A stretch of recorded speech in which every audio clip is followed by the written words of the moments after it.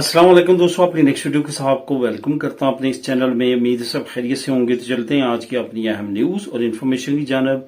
सबसे पहले तो दोस्तों बात करेंगे कि क्या पाकिस्तान की नेशनलिटी खत्म करवानी चाहिए। इस पे काफी दोस्त जो है वो मुझसे मशवरा कर रहे हैं और मुझसे मशवरा मांग रहे हैं कि मैं क्या कहूं।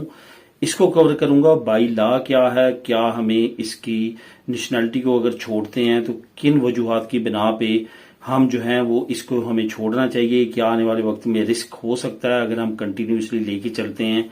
कुछ एग्जांपल्स भी आपको लोगों के साथ शेयर करूंगा, इस पे तफसीली बात करेंगे। उसके बाद यूरोपियन नेशनलिटी पर अमेरिका, कनाडा, ऑस्ट्रेलिया सेटलमेंट के बारे में कुछ दोस्तों की कमेंट आए हैं, इसको कवर करूंगा।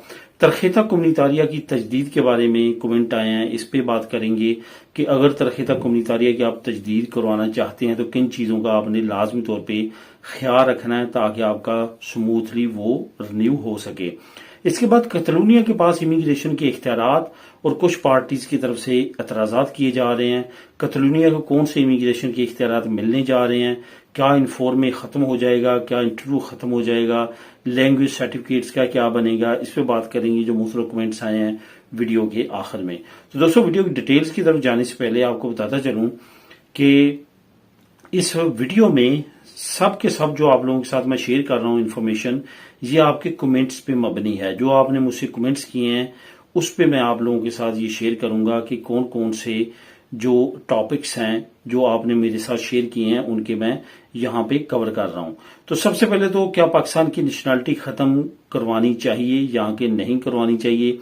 सबसे पहले तो आपको पता चलूं कि बाई लॉ जब हम खुरा में तो करते हैं, अपना खुरा करवाते हैं नेशनलिटी के लिए, स्पेन के लिए, तो वहां पे जो पहली स्टेटमेंट्स होती हैं जो आप नतारियों के सामने करवाएं या रजिस्टर सिविल जाके करवाएं, जो आपसे वो डिक्लेरेशन पे साइन करवाते हैं, वहां पे हम ये एक्सेप्ट करते हैं, हम ओथ देते हैं, हम हल्फ देते हैं कि हम अपने मुल्क की नेशनलिटी जो है उसको सरेंडर करेंगे, उसको छोड़ेंगे इस नेशनलिटी के मुकाबल पे, यानी कि वर्सेस इस नेशनलिटी हम अपने मुल्क की नेशनलिटी सरेंडर करते हैं वहां पे आपने वहीं पे हल्फ दिया कि हमने वो छोड़ दी।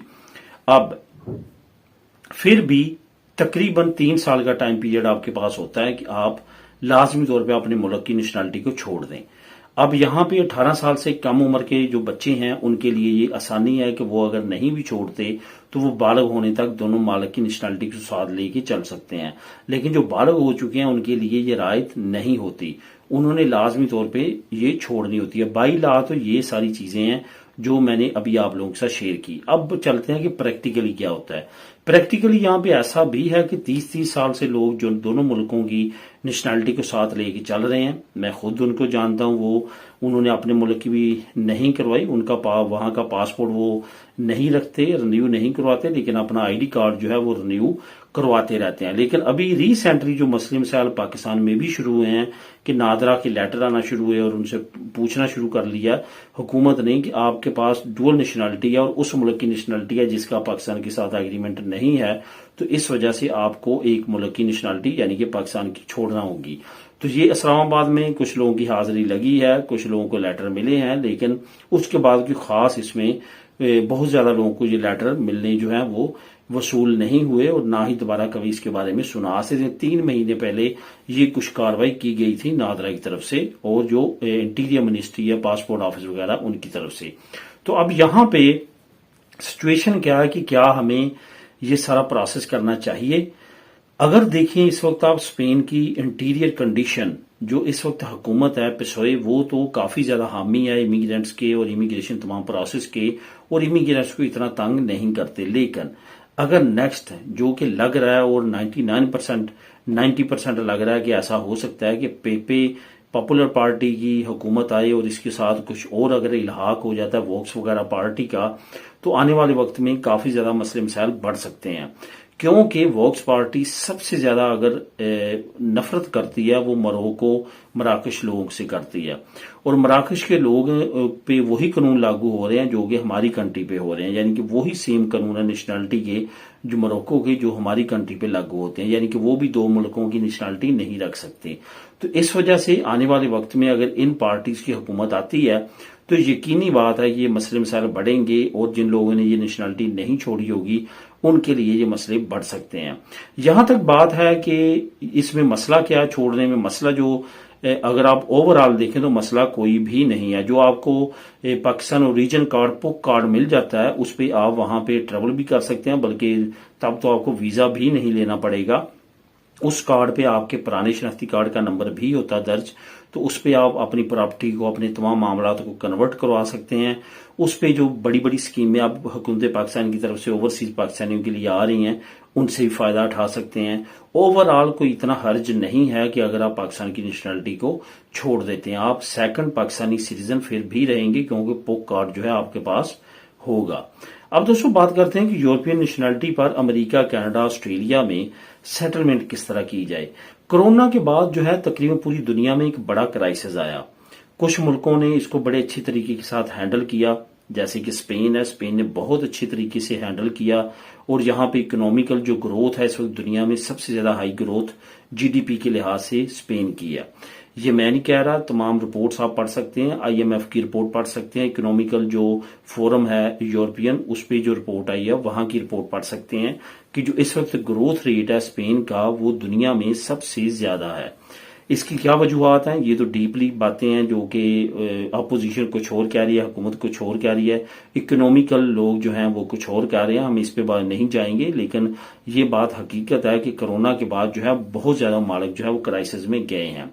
अगर इसमें तरक्की याफ्ता मालिक की बात करें तो वहां पे क्राइसिस कुछ मुल्कों में बहुत ज्यादा बढ़े हैं कोरोना के बाद, जैसे कि कनाडा है। कनाडा के हालात कोरोना के बाद बहुत ज्यादा बुरे हुए, वहां पे जॉब्स की काफी ज्यादा मसले मसाइल बढ़े। कुछ उनकी हुकूमत की पॉलिसीज ऐसी थी कि उन्होंने बहुत ज्यादा इमिग्रेंट्स को मदू किया अपनी कंट्री में और वहां पे काफी ज्यादा मसले मसाइल बढ़े, जिसकी वजह से उन्होंने वो कवानीन जो कि पहले काफी ज्यादा आसान थे वहां पे सेटलमेंट के लिए, वो उन्होंने बंद कर दिए। जैसे LMIA था कनाडा में, और इसी तरह अमेरिका में एक वीजा था जो कि आप विजिट के बाद वहां पे इन्वेस्टमेंट वीजा जिसको बोला जाता था वो आप वहां पे कन्वर्ट करवा सकते थे।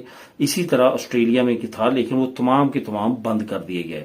बहुत सारे लोगों के जहन में ये है कि शायद ये कंट्री भी यूरोपीय यूनियन के मेंबर है। ऐसा नहीं है, वो किसी और बड़े आजम में रहते हैं, वो बिल्कुल भी मेंबरशिप उनके पास यूरोपीय यूनियन की नहीं है। आप अगर वहां पे जाके सेटल होना चाहते हैं तो आपको नए सिरे से स्ट्रगल करना पड़ेगी, नए सिरे से वहां के वीजा तमाम और वहां की इमिग्रेशन पॉलिसीज को और तमाम कवानीन को फॉलो करना होगा, तभी आप वहां पे सेटलमेंट कर सकते हैं। तो इस वजह से ये तमाम चीजों का अपने जहन में रखना है और उसके मुताबिक ही चलना है। ऐसा नहीं है कि आप यूरोपियन पासपोर्ट आपके पास है वहां पे आपको बहुत आसानी के साथ सेटलमेंट हो जाएगी, वहां पे काफी ज्यादा स्ट्रगल दोबारा से जीरो से करना होगी। जहां तक बात है जाने की, तो वो आप जा सकते हैं, आपको सिर्फ जो है वो ट्रेवल ऑथराइजेशन लेना होगी, उस पे आप जा सकते हैं। आपको स्पेशल कोई वीजा या और कोई स्ट्रगल नहीं करना पड़ेगी वहां की एंट्री के लिए, जो कि विजिट वीजे के लिए बहुत आसानी के साथ आपको इन तरक्की याफ्ता मालिक की मिल जाएगी। अब दोस्तों बात करते हैं तरखीता कम्युनितारिया की तजदीद की। चंद एक चीजें आपने बहुत ज्यादा जहन में रखनी है। कुछ फैमिलीज की, कुछ लोगों के तरखीता कम्युनितारियो रिसेंटली रिजेक्ट किए गए हैं। उन लोगों के जिनकी पतरोना में तो स्पेन में इकट्ठी नहीं चल रही थी, काम नहीं बड़े अरसे से कर रहे थे, अयूदा वगैरह या इस तरह की चीजों पे वो गुजर बसर कर रहे थे। ये तमाम चीजों का आपने जहन में रखना है। जब तरखीता कम्युनितारिया घर न्यू करवाने का टाइम नजदीक आए तो लाजमी तौर पे अपना वर्क चलाएं, अपना ज्यादा ज्यादा टैक्स देने की कोशिश करें, तभी आप जो है वो तरखीता कम्युनितारिया को रिन्यू करवा सकते हैं। तो इसमें जो बहुत ज्यादा चीजें मेंशन करने वाली हैं वो यही हैं कि आपने जो है अपना एक तो करैक्टर ठीक रखना है, वो उसकी वजह से आपके कार्ड में कोई मसला ना आए। दूसरा, आपने काम करना है, ऐसा नहीं करने कोशिश करनी कि यूदा वगैरह पे या इस तरह आप चलें।